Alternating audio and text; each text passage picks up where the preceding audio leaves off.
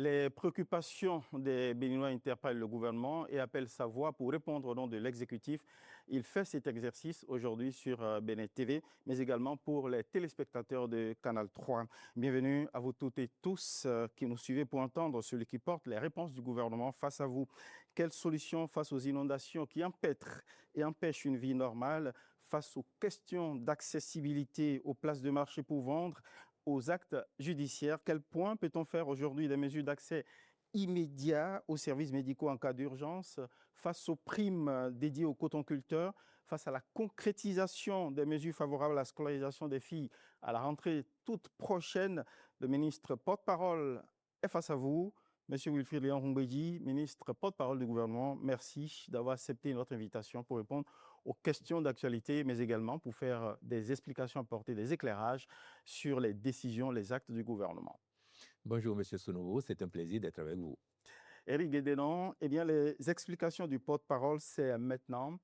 À vous de lancer les questionnements des Béninois. Merci à vous, Osias Sounouvou. Chaque mois, comme c'est de tradition maintenant, le Conseil des ministres prend des décisions qui touchent directement la vie de nos concitoyens, justice, éducation, santé, commerce, administration publique ou encore pouvoir d'achat. En parallèle aussi, l'actualité est rythmée par des sujets qui alimentent le débat public et appellent des explications de la part du gouvernement. Et c'est ce que nous ferons avec le ministre porte-parole du gouvernement, à qui nous disons merci pour sa disponibilité. C'est mon devoir. Chaque année, les mêmes scènes se répètent, monsieur le porte-parole. Des maisons inondées, des routes coupées. Les Béninois ont le sentiment que le pays subit les inondations sans jamais les prévenir. Que leur répondez-vous? Monsieur Guédénon, j'ai le sentiment que votre appréciation est quand même un peu trop corsée. C'est une interrogation. Nonobstant les situations conjoncturelles que nous observons lorsqu'il pleut abondamment. Mais de prime abord, nous avons tous intérêt à ce qu'il pleuve et à ce qu'il pleuve bien. Mais surtout à ce qu'il pleuve à temps et pas à contre-temps du fait des changements climatiques et de leurs conséquences néfastes sur l'environnement et sur le quotidien de nos populations. Parce que quand il pleut bien, au moment où il doit pleuvoir, c'est bon pour l'agriculture, c'est bon pour nos agriculteurs, c'est bon pour nous aussi qui sommes dans les villes parce que nous avons de toute façon besoin de manger. Et il faut rendre hommage à nos agriculteurs pour cela. Maintenant, les pluies deviennent un problème lorsqu'elles arrivent à contre-temps ou lorsque subitement elles arrivent en telle abondance que cela nuit à la qualité de vie des populations, même si c'est pour un moment. Par exemple, avec les fortes pluies que nous connaissons sur Cotonou et dans la sous-région de façon générale, on a pu voir effectivement comment le temps des pluies, la congestion des voies est faite, comment les eaux stagnent un moment. Mais fort heureusement, parce qu'on parle du Bénin, mais les réseaux sociaux, les médias nous donnent également à voir la sous-région. Et on devrait se poser la question aujourd'hui de savoir si le Bénin, depuis quelques années, ne s'était pas engagé dans les investissements massifs, conséquents qu'il a réalisés pour améliorer le cadre de vie des populations, où est-ce que nous en serions? Parce que quand on regarde la sous-région, où on dénombre des morts, malheureusement, où des infrastructures sont détruites et où les eaux prennent carrément possession des rues, ça n'est pas encore le cas au Bénin et ça ne le sera plus, grâce justement aux investissements que nous avons réalisés. Mais pour rester sur l'actualité des eaux, on a vu effectivement, il y a 2 ou 3 jours, sur la liaison entre Calavi et Cotonou en particulier, au niveau du pont de Djonou, que nous appelons communément Wedonou, on a vu la préance de cette situation qui a fait que beaucoup d'usagers ont dû subir un détour énorme et des gens qui ont quitté Calavi pour Cotonou, même quand ils sont partis tôt pour échapper aux embouteillages traditionnels, ils ont mis à minima 1h30, 2h et c'était en fait 4h voire 6h à cause des détours inhabituels et de l'affluence aussi des voitures et des engins sur les routes. Mais là-dessus, je peux vous dire, nous avons été dans l'anticipation parce que vous devez vous souvenir, même si je pense que nos concitoyens qui nous suivent n'ont pas le souvenir de ce que je vais dire, vous au moins vous devez vous souvenir de ce que il y a 2 ans déjà, le gouvernement avait annoncé les travaux de reprise de ce pont de Djonou. Il aurait dû être déjà reconstruit totalement. Plus Qu'est-ce qui s'est moderne, passé? plus moderne, plus grand. Autant que le vieux pont de Cotonou, que nous appelons ancien pont. C'est ça. La décision avait été déjà prise de les réaliser sur budget national. Il se trouve qu'entre-temps, nous avons vu les choses en plus grand, plus moderne et futuriste, et nous sommes entrés dans un programme avec la Banque mondiale, un programme dit de mobilité urbaine. Et dans ce cadre-là, la reprise du pont de Djonou, comme celui de Cotonou, le vieux pont, s'agissant de lui, a été intégrée dans ce programme de mobilité urbaine. C'est ça qui a fait que la réalisation de ces deux ponts a été différée. Les accords ont déjà été signés, rassurez-vous, avec la Banque mondiale, mais il fallait reprendre les études, structurer autrement les projets, parce qu'à terme, nous voulons également favoriser le transport fluvial. De Porto Novo jusqu'à Calavi, en passant par Cotonou, mettre en exploitation nos plans d'eau. Et pour ça, il nous faut des ponts d'une certaine dimension. C'est pour cette raison que le pont de Djonou est encore dans cet état et a malheureusement produit les inconforts que nous avons observés du fait de ces pluies. Mais quand la situation est arrivée, tout de suite, le gouvernement a apprécié et l'une des réflexions du chef de l'État a été de demander au ministre du Cadre de vie et des Transports de voir comment on accélère la réalisation de ce pont pour que dans les années à venir, nous ne vivions plus la situation qui a été enregistrée il y a quelques jours. Et dans l'immédiat, le ministre du Cadre de vie a pris les dispositions pour qu'avec une pelle amphibie, il y ait une intervention d'appoint qui soit faite là afin de faire drainer davantage les eaux en améliorant la profondeur pour que cela ne stagne plus au point de déborder et de créer les ennuis que nous avons connus. Cela dit, les travaux de reprise de ce pont dans le cadre du programme de mobilité urbaine devraient durer 2-3 ans quand ça va commencer, mais c'est pour dire qu'à l'arrivée, nous aurons de meilleurs conforts de circulation et que les eaux ne resteraient plus là, comme on a observé cette fois-ci. Et ça doit nous rassurer parce que quand nous voyons le programme qui a été fait dans Cotonou pour assainir, et pas que, habituellement... Vous voulez parler du PAPC, le programme d'assainissement Je veux parler du pluvial. programme d'assainissement pluvial de Cotonou en particulier, associé à asphaltage dans son ensemble, mais particulièrement le PAPC, qui, quand bien même, il n'est pas encore totalement achevé, nous permet aujourd'hui de vivre plus sereinement malgré les pluies qui tombent et même lorsqu'elles tombent en abondance parce que les eaux sont mieux drainées, les exutoires sont connus et les eaux vont vers leur lit naturel d'écoulement, ce qui fait que, contrairement à ce que nous observons ailleurs, les eaux à Cotonou aujourd'hui n'en imposent plus particulièrement aux populations. Donc, les perspectives sont plutôt très bonnes et je crois que nous devons être rassurés de ce que, avec la détermination du gouvernement, les travaux prévus seront réalisés et à partir de là, nous vivrons mieux et nous conjuguerons au passé certaines anomalies, certains inconforts que ces pluies nécessaires nous causent lorsqu'elles viennent trop en abondance et parfois à contre-temps. Au nombre des mesures urgentes, est-ce qu'il ne serait pas aussi intéressant d'envoyer sur le terrain, dans les rues qui sont envahies par les eaux, voilà, des véhicules pour aspirer, des véhicules camions-citernes pour aspirer les eaux là où c'est un peu surabondant, et puis regarder sur la carte de circulation les voies de contournement et justement les améliorer dans l'urgence. Mais vous savez que par rapport à la liaison de Calavier-Cotonou déjà, toujours dans l'anticipation, nous avons fait pas moins de 2 ponts. Aujourd'hui, vous avez le pont de Concorde et vous avez celui de Carrefour dit Aglouza. Ça, c'était déjà des voies de contournement qui ont été réalisées dans la perspective des travaux qui devaient être réalisés à Djonou, mais également pour le confort de façon ordinaire de nos populations. Et maintenant, la suggestion que vous faites, les mairies savent le faire. C'est d'abord le travail des mairies de le faire. Faudrait-il attirer l'attention et les interpeller? Je pense qu'elles savent très bien et il y en a qui le font. Par ailleurs, là où on sait que les mairies n'ont pas les moyens de le faire, l'État a mis en place une solution structurelle à travers le Fonds 4. Il y a un fonds qui est dédié à la prévention et à la gestion des catastrophes et autres risques. Et ce fonds a identifié une trentaine de nos communes qui sont susceptibles d'être inondées chaque fois que les pluies sont abondantes en raison de leur disposition naturelle, géographiquement parlant, où il y a les cours d'eau qui connaissent des creux à des moments donnés.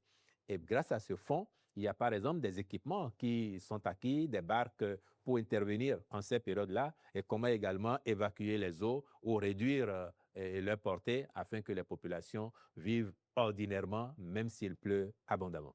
Mais on attend de les voir se déployer. Justement, sur le même sujet, quel est votre regard sur nos comportements qui ne sont pas toujours éco-citoyens vis-à-vis de l'environnement? Il n'est pas rare de voir encore nos concitoyens boucher les routes d'eau avec des ordures.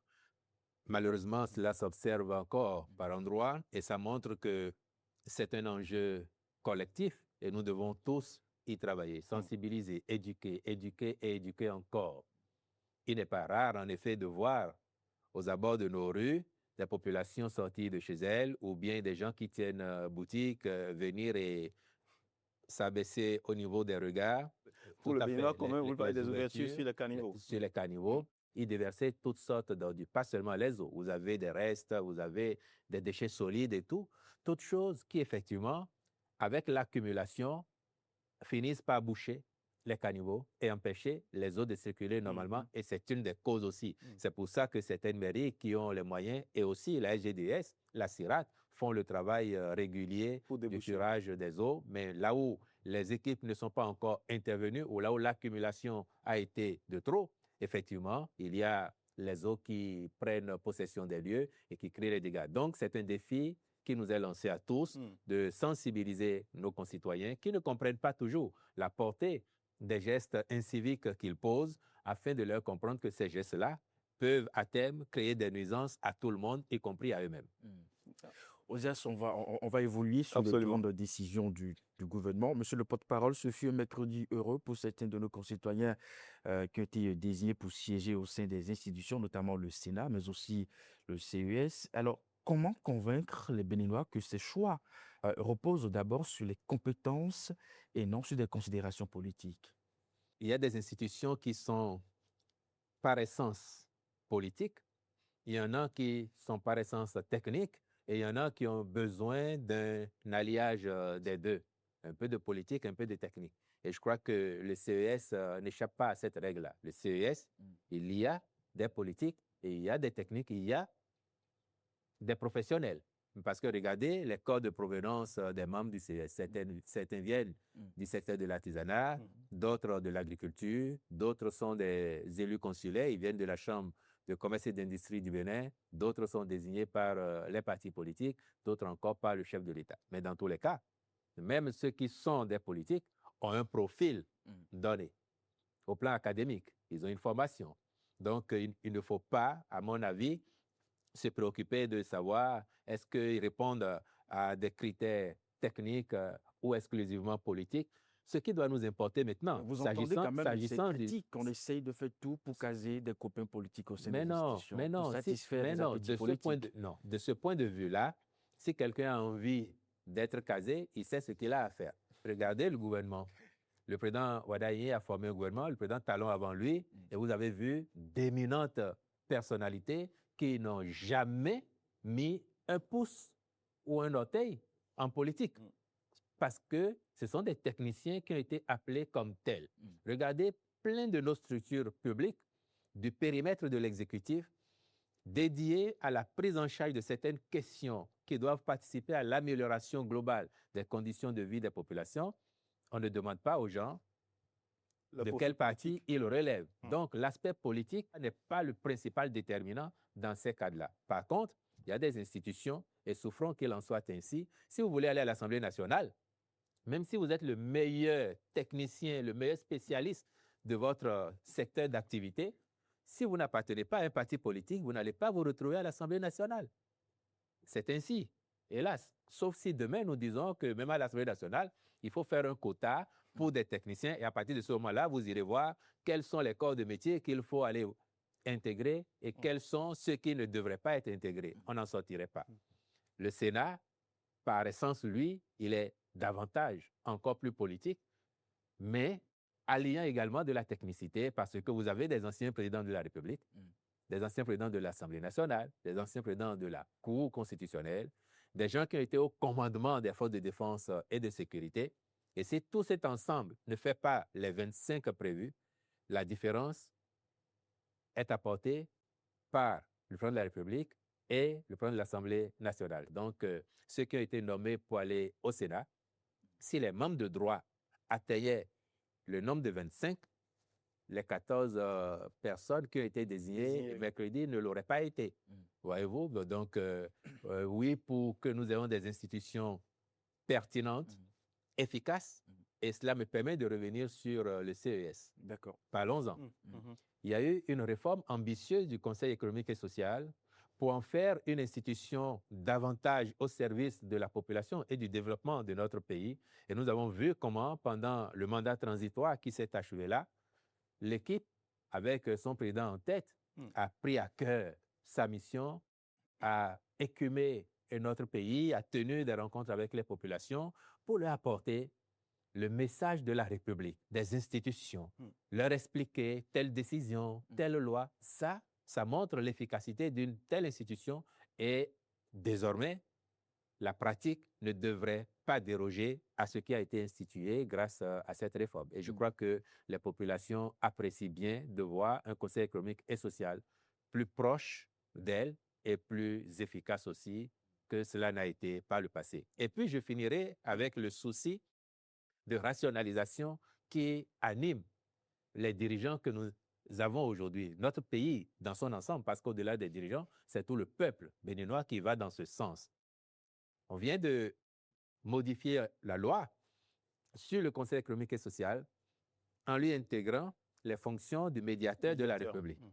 Jusque-là, il y avait une institution à part, la médiature, mais désormais, on sait que le premier vice-président du Conseil économique et social va porter les responsabilités de médiateur de la République. Cela participe aussi donc du souci de rationalisation et d'efficacité de l'action publique au service de nos citoyens. On entend bien les arguments, les explications que vous donnez sur notamment la question de la rationalisation des institutions et des ressources de l'État. On sait combien le gouvernement il est chatouilleux sur l'utilisation du denier public, du franc du contribuable.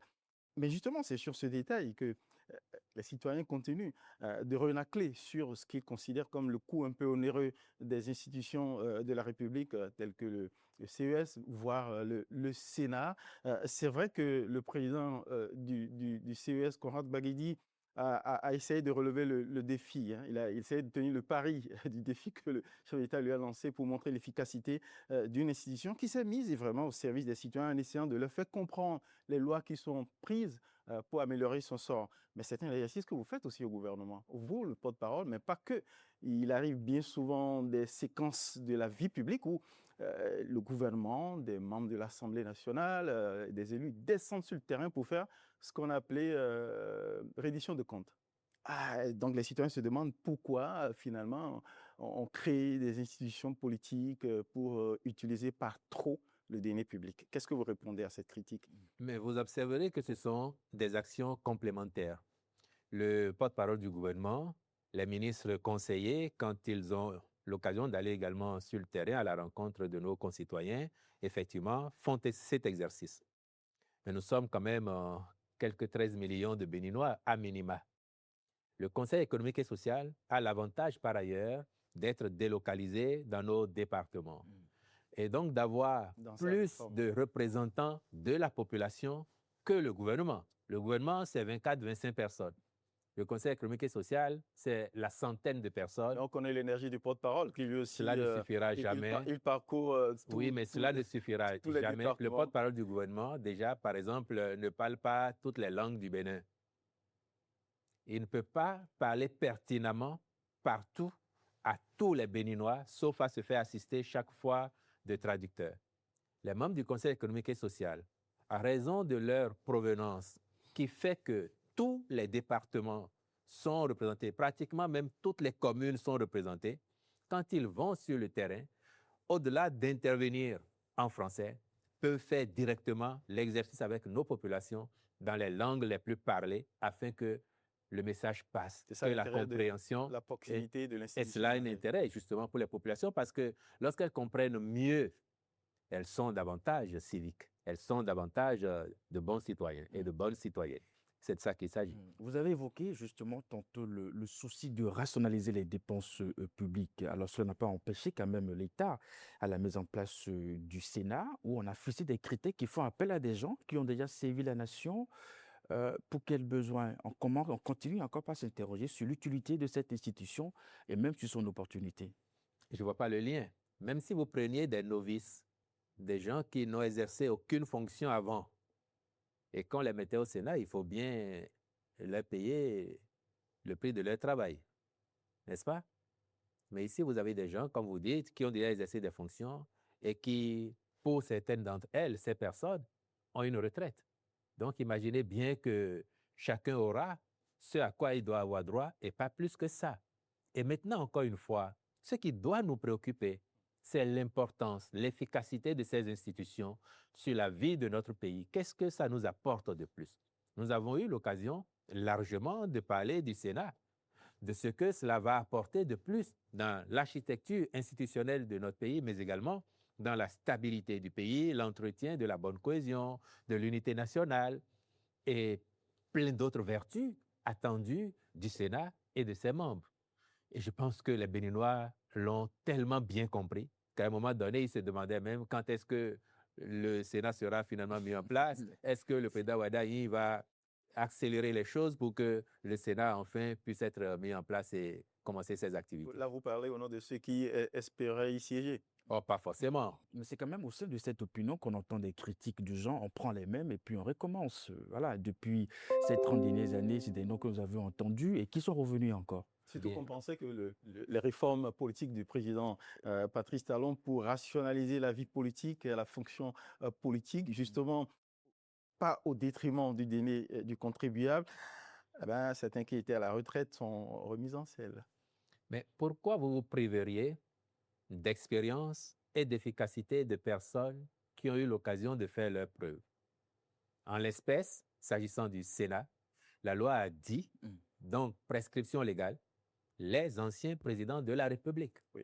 Bon, c'est des gens qu'on a déjà vus, qui ont fait leurs preuves. Mais la loi dit que ces personnes vont siéger au Sénat. La même loi dit que si vous avez été président de l'Assemblée nationale ou de la Cour constitutionnelle et que vous avez exercé au moins la moitié du mandat, vous êtes éligible pour siéger au Sénat comme membre de droit. Et puis, il y a d'autres personnes, j'ai dit, notez-le bien, si à un moment donné de la vie du Sénat, les membres de droit atteignent les 25, il n'y aura aucun besoin d'aller chercher d'autres personnalités pour les compléter, comme nous avons vu hier. Mais comme il s'agit du Sénat, de cette instance de sages, comme on a eu l'occasion de l'expliquer, nous savons tous que l'expérience accumulée par ces personnes qui en ont tellement vu contribue à leur sagesse. Vous et moi aurions été appelés au Sénat que justement l'opinion s'interrogerait pour dire, bon, si encore c'est un ou deux plus jeunes, mais qui ont un tel vécu, qui peuvent apporter quelque chose, ça passerait. Mais si 5, 10 au plus qui n'ont pas grande expérience de la vie s'y retrouvaient, on s'interrogerait légitimement sur, la pertinence, comme vous le dites là, la pertinence des choix, exactement. Alors, je comprends bien la logique de votre argumentaire. Alors, ce n'est pas pour jeter de discrédit sur les choix qui ont été faits. Mais comment on s'assure que ces personnes qui, à un moment donné, ont occupé des postes, l'ont bien occupé, ont vraiment bien servi la République? Ce n'est pas parce qu'on a occupé un poste qu'on a été excellent, justement, au point aujourd'hui que l'État ait besoin de leur expérience. Mais je vous retourne la question. Le président Soglo, il est vivant. Le président Soglo, il est vivant. Et Dieu lui prête encore longue vie. Est-ce que ça a été un bon président pour le Bénin? Oui, c'est à ces exceptions près. Le président Boniaï, le président Patrice Talon, nos anciens présidents de la République, est-ce qu'ils ont rendu des services à notre pays? Vous avez capté la relance vicieuse d'Éric? Oui, qu'est-ce qu'il dit? Non, vous avez le président Soglo, oui. Et puis après le président Boniaï. Oui, après c'est toujours relatif. Vous connaissez mon opinion sur la gouvernance du président Boniaï, mais ce n'est pas ça qui entre en ligne de compte aujourd'hui. La qualité en ce qui le concerne, c'est d'avoir été président de la République. Tous, en tant que Béninois, nous lui avons confié la gestion de notre pays. Qu'il ait bien fait ou pas, il a accumulé une telle somme d'expérience que son regard, son propos, ça va être utile au sein du Sénat. Le président Patrice Talon, il a beau avoir le bilan époustouflant qui est le sien, il y a des Béninois qui considèrent que son magistère n'a pas été positif, n'est-ce pas? Donc, c'est relatif.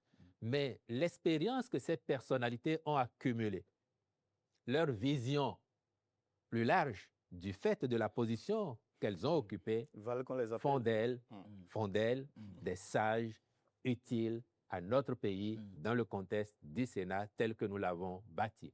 Quand vous allez ailleurs où l'expérience du Sénat existe, vous avez bien des pays où les anciens présidents de la République sont appelés d'office à siéger au Conseil constitutionnel, par exemple. Bien sûr. Il y en a qui considèrent, lorsqu'ils ont quitté le pouvoir dans un âge relativement encore frais, ils considèrent que le Conseil constitutionnel, c'est un garage politique et qu'eux, ils veulent faire de la politique, ils ne vont pas y siéger, en espérant un jour revenir aux affaires. Et puis, le temps passant, ne revenant pas aux affaires, ils se résolvent finalement à aller siéger au Conseil constitutionnel ou au Sénat ailleurs, comme ça existe. Mais il n'y a pas que ces questions qui font jaser les citoyens. Il y a des décisions que le gouvernement prend aussi pour soulager justement la poche des citoyens par rapport aux services publics. Notamment la dernière décision prise par le gouvernement dans son dernier Conseil des ministres à date, c'est lié au coût harmonisé d'accès aux actes judiciaires. Concrètement, les citoyens veulent savoir. Je prends un exemple. Si un acte judiciaire coûtait 1 000 francs par le procédé digital, aujourd'hui, il coûterait combien? Est-ce qu'on va du simple à la moitié? Non, il coûterait pareil. Il se fait que depuis 2012, par exemple, il avait déjà été décidé d'harmoniser les prix de ces actes-là et autres services rendus ou délivrés par le ministère de la Justice. Parce que dans la pratique, vous pouvez voir que selon que l'on se trouve à Cotonou, à Parakou, à Porto Novo, à Kandy, les coûts peuvent varier pour les mêmes actes délivrés par le même État. Malgré la décision d'harmonisation qui a donné lieu à des actes concrets, il y a encore des disparités qui s'observent par endroits.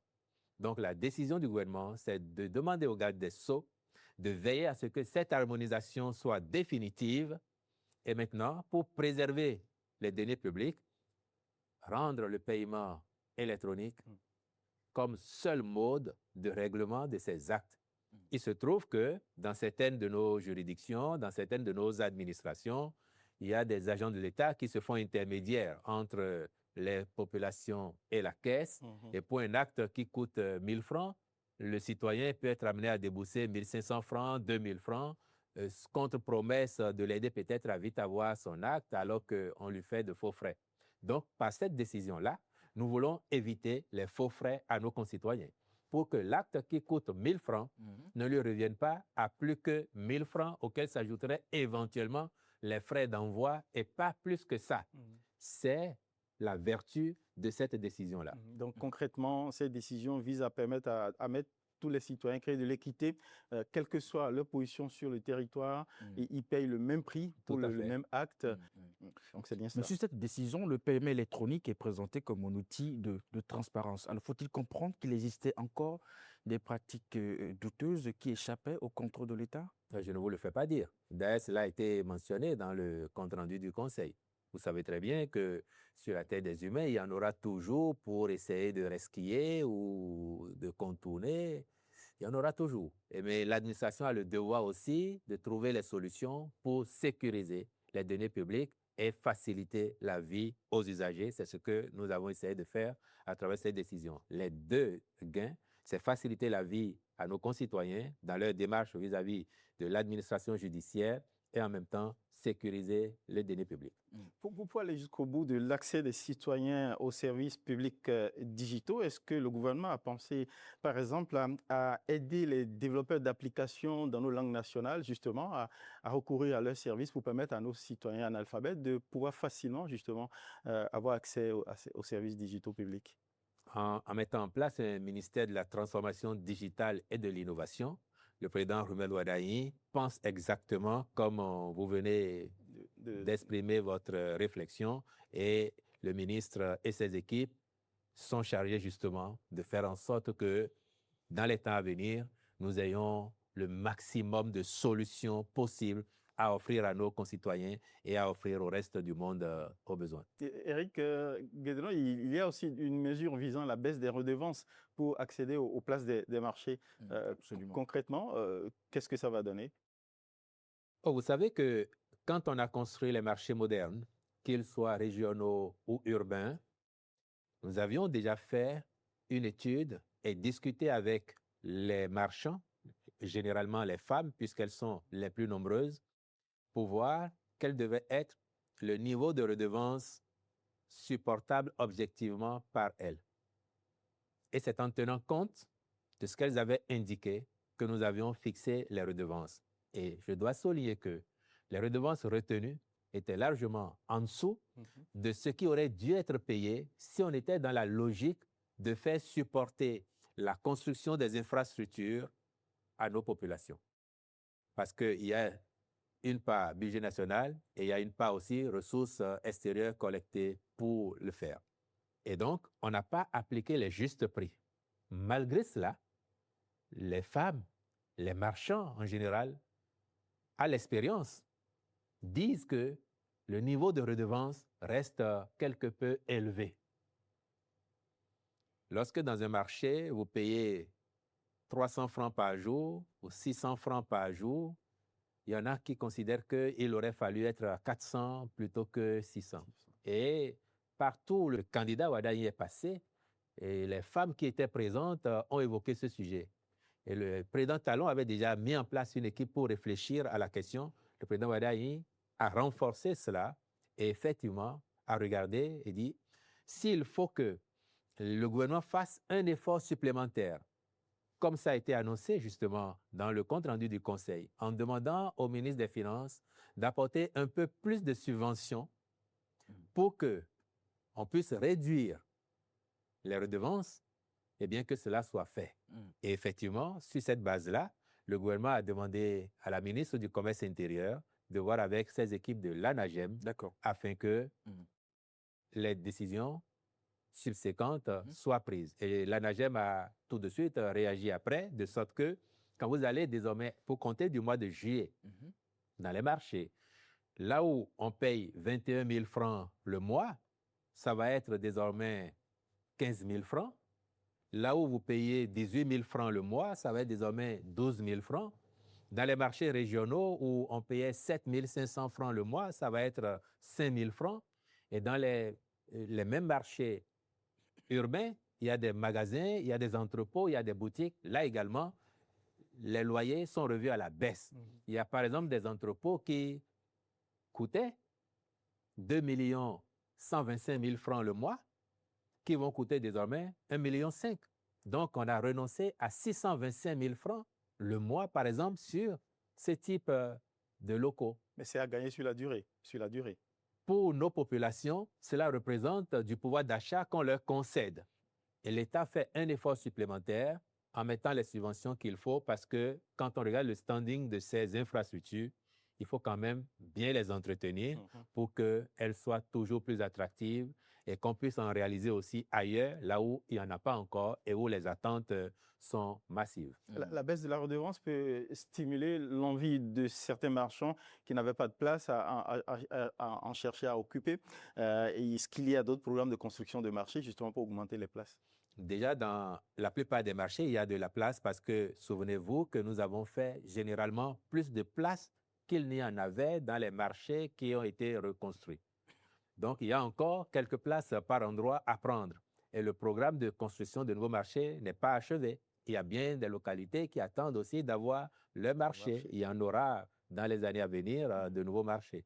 Alors, c'est vrai que l'État n'a pas de réduction. Est-ce que dans la démarche, on s'est quand même rapproché de ces bords d'âme au niveau des marchés pour savoir, peut-être en termes d'appréciation, à quel prix elles auraient aimé que l'État fixe ces tarifs?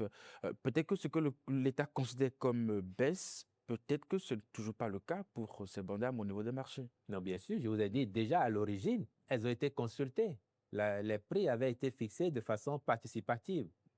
On a discuté avec elles et on a fait une moyenne de tout ce qui a été avancé comme proposition par les vendeuses elles-mêmes.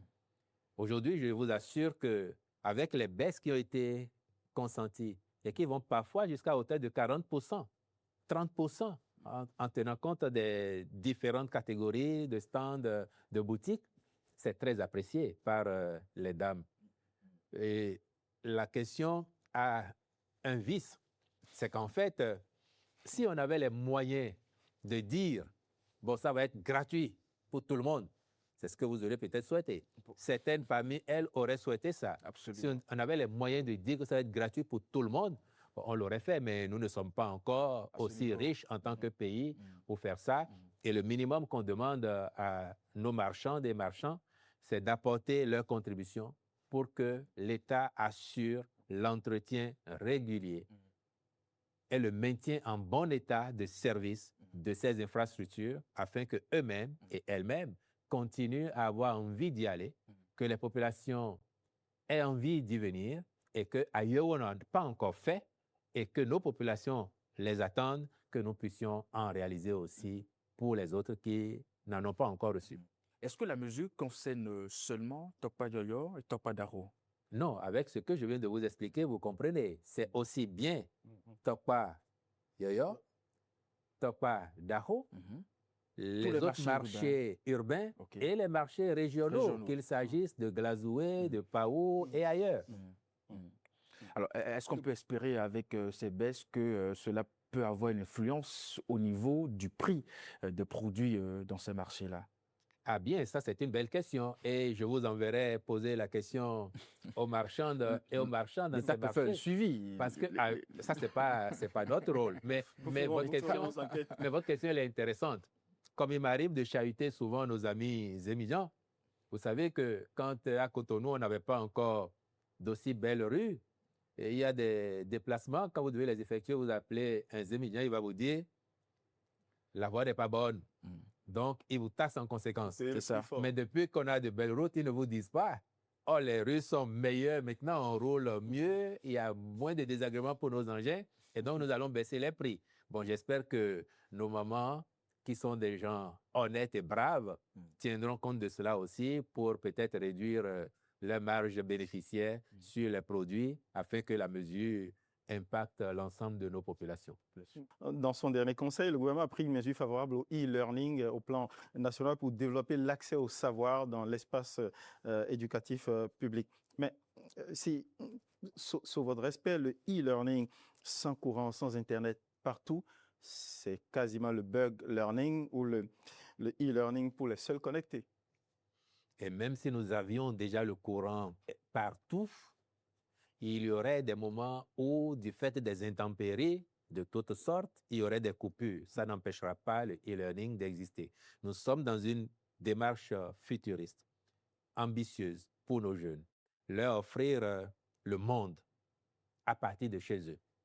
Parce que les ressources pédagogiques que le e-learning va permettre d'avoir à disposition ne seront pas que des ressources pédagogiques béninoises. Il y en a qui viendraient de partout le monde, fournis par les plus éminents spécialistes de leur secteur. C'est la perspective. En plus d'offrir à nos jeunes demain la possibilité de continuer à s'émanciper dans leur milieu naturel et objectif de vie, de leur éviter des tracasseries, c'est la perspective. Donc oui, aujourd'hui, le Bénin n'est pas encore électrifié de partout, mais cela ne peut pas être un obstacle dirimant à la mise en place de mesures ambitieuses qui facilitent la vie à nos populations. Les mesures subséquentes sont prises avec. Par exemple, là où ces amphithéâtres vont être ajustés, il y a, à côté du courant conventionnel, il va y avoir du courant alternatif, avec du solaire, par exemple, ou avec des groupes, pour que, en cas de discontinuité dans la fourniture de l'énergie électrique conventionnelle, les activités ne s'arrêtent pas. Donc, le risque que cela puisse créer une forme d'inégalité, c'est un risque que l'État assume. Déjà, aujourd'hui, vous n'avez pas des universités dans chaque commune. Il y a des pôles. Et dans le cadre de ce programme-là, il y a des pôles qui ont été définis pour que les centres de mise en œuvre soient disponibles un peu partout sur le territoire national, au plus près de nos populations, autant que cela est possible. Si dans 10 ans, dans 15, dans 20 ans, il est possible d'avoir davantage de pôles encore plus près des populations, ça va être fait. Mais grâce à la qualité de la connexion qui s'améliore continuellement dans notre pays, on sait qu'aujourd'hui, vous pouvez rester chez vous, dans votre village, pas besoin d'aller à Parakou, pas besoin d'aller à Cotonou, à Calavi, ou à Kétou, ou à Bomé, en fonction de l'université dans laquelle vous êtes inscrite, pour avoir accès à vos cours. Maintenant, si vous voulez aller dans les salles dédiées, vous allez vous déplacer pour y aller. Mais avec le e-learning, vous pouvez de chez vous accéder aux ressources pédagogiques. Éric Guédeno, monsieur le ministre porte-parole, restons volontiers à l'école, dans le giron de l'espace du savoir, pour vous demander si, dès la rentrée prochaine, les mesures prises favorables à la scolarisation des filles sera effectives dès le premier jour. Affirmatif. Ça fait 1 mois que la décision a été prise. Le ministre de l'enseignement secondaire et ses équipes, je le sais, sont à pied d'œuvre pour que la mesure soit effectivement appliquée à la rentrée de septembre 2026 afin qu'il ne soit exigé d'aucune fille, d'aucun parent de filles scolarisées dans nos écoles publiques et notamment au secondaire, second cycle désormais, une quelconque scolarité. S'il y a des frais, ça doit pouvoir être les autres frais annexes qui sont habituels, mais pas de frais de scolarité exigés pour admettre les filles à l'école. Alors, nous connaissons généralement de tradition les effets des mesures de gratuité dans la vie de nos concitoyens. Est-ce que l'État s'engage à accompagner les établissements, par exemple, qui peut-être vont connaître des effets effectifs peut-être doubles que ce qu'ils ont l'habitude d'avoir? L'État jouera pleinement sa partition, aux côtés par ailleurs des communes qui ont également une responsabilité. Et depuis que la mesure est prise, je sais qu'il y a des communes également qui ont commencé à regarder en prospective qu'est-ce qu'il va falloir faire. Infrastructures. Ici, tout à fait, ici ou là, nous assumerons notre part de responsabilité et je ne doute pas que les communautés territoriales feront également leur part du job. Alors, il y a un mois aussi en arrière, l'État a décidé de la mise en place de mécanismes de prise en charge au niveau de nos formations sanitaires. 1 mois après, quel est le bilan que l'État fait? Ah, belle question. Et je peux vous dire que, au regard du point disponible 1 mois après, la décision est d'une pertinence avérée. Le ministre de la Santé et ses équipes ont effectivement présenté au gouvernement un point d'étape qui montre le comportement de nos centres de santé, de nos hôpitaux, mais aussi de nos concitoyens qui ont été en situation de bénéficier de la mesure pendant la période. Vous noterez que sur une période de 3 à 4 semaines, nos hôpitaux publics, de façon générale, ont enregistré un peu plus de 12 000 cas d'urgence. Évidemment, que nos concitoyens amènent en pensant que ce sont des urgences vitales. Et parmi elles, un peu plus de 4 000 ont été catégorisées et prises en charge comme étant des urgences vitales. Bon, ça fait à peu près le tiers. Cela demande aussi d'aller regarder encore de plus près pour la qualification, l'appréciation de l'urgence afin d'assurer la prise en charge optimale comme le gouvernement le demande. Et puis nous avons constaté aussi, en ce qui concerne le remboursement, puisque la mesure vise à s'occuper d'abord de sauver les vies et ensuite se préoccuper de récupérer les frais y afférents. Nous avons observé, d'après le point qui a été fait par le ministre de la Santé, que un peu plus de 70% de taux de recouvrement était quand même observé, effectif. Donc, un tiers, encore 30%, qui reste à recouvrer. Et donc, ça montre aussi que, tout en appréciant cette décision, nos concitoyens, dans leur grande majorité, comprennent aussi qu'il faut bien, quand on a fini de recevoir les soins, quand les spécialistes ont fini de nous sauver la vie, il faut mettre la main à la poche et payer ce que nous devons payer pour permettre à nos hôpitaux de tourner et de continuer à prendre en charge d'autres Béninois qui pourraient venir et peut-être même encore les mêmes qui ont été pris en charge qui pourraient revenir parce que la maladie ne prévient pas, dit-on. Donc, globalement, nos hôpitaux ont eu un comportement assez sérieux, assez efficace vis-à-vis des patients qui sont arrivés en demande de soins d'urgence et en retour, les patients eux-mêmes, dans leur grande majorité, ont eu l'attitude de bons citoyens qui est attendue d'eux. Alors, je vois avec quel soulagement vous saluez le comportement de nos concitoyens.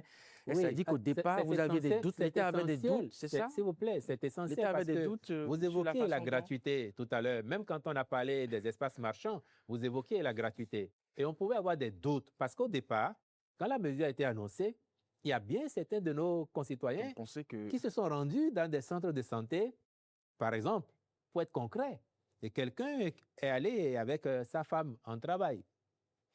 Et après, il dit au médecin qu'il ne va rien payer parce que de toute façon, le gouvernement a dit que c'est gratuit, je ne paye rien. Et il a fait un peu d'histoire. Donc, on pouvait craindre que les uns et les autres, amalgamant, se disent, bon, tout est gratuit.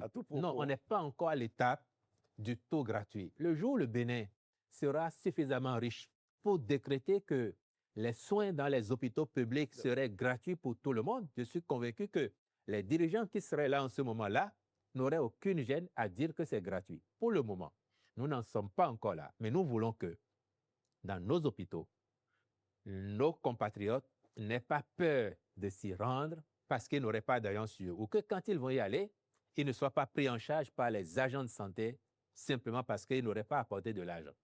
Le président Wade et son gouvernement disent, vous soignez d'abord, vous sauvez les vies d'abord, et ensuite, vous vous préoccupez de récupérer l'argent. Et le comportement que nous avons noté est plutôt encourageant. C'est pour ça qu'il faut le souligner et rendre aussi hommage à nos concitoyens pour ce comportement vertueux, en espérant que les autres qui n'ont pas pu payer, ceux qui n'ont pas pu payer parce qu'ils sont de mauvaise foi, viendront payer. Ceux qui n'ont pas pu payer parce qu'ils n'en ont pas vraiment les moyens. J'ai eu l'occasion d'expliquer par ailleurs que ceux-là, le mécanisme ARCHE, avec la prise en charge des pauvres extrêmes et la prise en charge à moitié des pauvres non extrêmes, ce mécanisme pourra être mis en branle pour suppléer nos compatriotes qui, manifestement et objectivement, ne peuvent pas payer les frais. Mais ceux qui peuvent, même si dans l'immédiat, ils ne peuvent pas, dès qu'ils arrivent à meilleure fortune, il faut qu'ils aillent payer pour permettre à nos hôpitaux de continuer à tourner. En même temps, on espère qu'au bout de cette mesure, pour ceux qui, au-delà de ceux qui ont de la mauvaise foi, les indigents, le gouvernement s'attacherait à faire éviter à certains responsables d'hôpitaux ces mesures confiscatoires voilà, des malades qu'ils soignent et qui se retrouvent dans l'indigence de pouvoir faire face aux soins. Mais vous ne verrez plus ça, justement. Les hôpitaux en arrivaient là parce qu'ils faisaient face souvent à de la mauvaise foi. On sait bien qu'il y a des gens qui n'en ont pas les moyens, mais on sait aussi qu'il y a beaucoup qui, par mauvaise foi, ne se pressent pas de payer. Donc, les responsables d'hôpitaux qui le faisaient, ils reçoivent certes des subventions de l'État, mais ces subventions ne suffiront jamais pour leur fonctionnement. Si ça suffisait, tout serait gratuit. Donc, ils ont besoin aussi de faire du résultat. Et le résultat, c'est à côté des subventions que l'État donne, récupérer auprès des bénéficiaires des soins ce qu'ils doivent payer pour que leur centre de santé continue à tourner. Mais avec les mesures que nous avons annoncées là, il y aura de moins en moins de ces cas et j'espère même qu'il n'y en aura plus du tout, où on dira que telle personne a été empêchée de rentrer chez elle parce qu'elle doit encore à l'hôpital. Ils trouveront les moyens de recouvrer leurs créances sur ces personnes. Eric Guédelon, on finit. On a dit un dernier sujet abordé avec il y a une mesure qui a été prise en faveur des cotonculteurs, des primes aux cotonculteurs. Le gouvernement a compris que la croissance agricole doit passer aussi par l'encouragement qu'il faut pour les producteurs agricoles. En la matière, il y a des primes qui ont été fixées pour nos producteurs. Tout à fait, ça remonte à un peu plus d'un mois maintenant. Absolument. Et vous voulez que je précise ou que je reprécise surtout à nouveau? Nous avons dit que pour les cotonculteurs, parce que c'est deux catégories que nous avons faites. D'abord, le coton. Et ensuite, ensemble, le riz, le soja, le cajou. Absolument. Pour les cotonculteurs, nous avons dit que pour une production nationale d'au moins 700 000 tonnes, en dehors du prix d'achat du coton homologué qui aura déjà été payé, les cotonculteurs gagneront 10 francs par kilogramme produit. La mesure, c'est intéressant que nous avions une approche et bon nombre de nos cotonculteurs comprenaient également de cette façon que, comme nous avions déjà fait au moins 700 000 tonnes de coton sur plusieurs saison. Donc, ce n'est pas un objectif inatteignable. Donc, nous considérions que si on fait 1 million de tonnes demain, les 300 000 tonnes qu'il y a en plus seront impactées. Mais le président Wade a dit non. C'est toute la production qui bénéficie de la mesure. De sorte que si nous faisons 700 000 tonnes, en dehors du prix qui aura déjà été payé, 10 francs par kilogramme, soit tantôt 7 milliards de francs CFA supplémentaires iraient dans les poches de nos cotonculteurs. Si nous faisons 1 million de tonnes, donc c'est 10 milliards de francs CFA supplémentaires qui iraient dans les poches de nos cotonculteurs. C'est ça le sens de la mesure. Et par rapport au cajou, au riz et au soja, là nous avons visé les quantités livrées aux usines en tenant compte de leur capacité de transformation installée au moment où la décision a été prise. Ce qui veut dire que pour la campagne agricole 2026-2027, s'agissant du cajou, si les usines ont reçu 200 000 tonnes de cajou, la prime exceptionnelle s'applique au profit de ceux qui ont livré le cajou. Si elles ont reçu, s'agissant du soja, les 450 000 tonnes. Produit, vous voulez dire, produit le cajou? Non, là, ce n'est pas la production qui est visée. Ah, d'accord. C'est les quantités livrées aux usines. Parce que nous sommes déjà, c'est ça la différence avec le coton. S'agissant du cajou, oui. On est peut-être aujourd'hui autour de 350 000 tonnes. Mais les usines ont une capacité de transformation installée pour 200 000 tonnes. Donc, si sur les 300 et quelques mille ou 400 et quelques mille tonnes de cajou que nous produisons collectivement, les 200 000 tonnes ont été livrées aux usines, il y a la prime qui s'applique pour les 200 000 tonnes. Le soja, nous sommes déjà aujourd'hui dans les 600 000 tonnes. Mais les capacités de transformation des usines installées, c'est 450 000 tonnes. Donc, si sur l'ensemble de la production, les usines ont reçu les 450 000 tonnes, la prime s'applique pour les 450 000 tonnes. Et pour le riz, de garantir les matières premières, c'est 350 000 tonnes. Or, nous avons déjà une production nationale de riz qui dépasse les 500-600 000 tonnes.